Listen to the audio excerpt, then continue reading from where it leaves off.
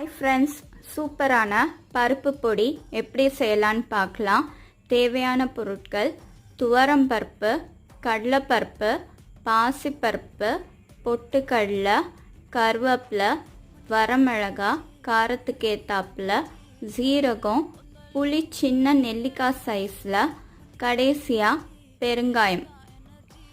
எல்லாத்தையும் மீடியம் ஃப்ளேமில் ஒவ்வொன்றா ட்ரை ரோஸ்ட் செஞ்சுட்டு நல்லா ஆறுனதுக்கு அப்புறமா மிக்சியில் எல்லாத்தையும் சேர்த்துட்டு உப்பும் தேவையான அளவு ஆட் பண்ணிவிட்டு கிரைண்ட் பண்ணிடுங்க. அவ்வளோதான், காரசாரமான பருப்பு பொடி ரெடி. சூடான சாப்பாட்டோட நெய் விட்டு இந்த பருப்பு பொடி சேர்த்து ட்ரை பண்ணுங்கள். எப்படி இருந்ததுன்னு கமெண்ட் பண்ணுங்கள். இந்த ரெசிபி பிடிச்சிருந்தா லைக் பண்ணுங்கள், சப்ஸ்கிரைப் பண்ணுங்கள், ஃப்ரெண்ட்ஸ் அண்ட் ஃபேமிலி கூட ஷேர் பண்ணுங்கள். தேங்க்யூ.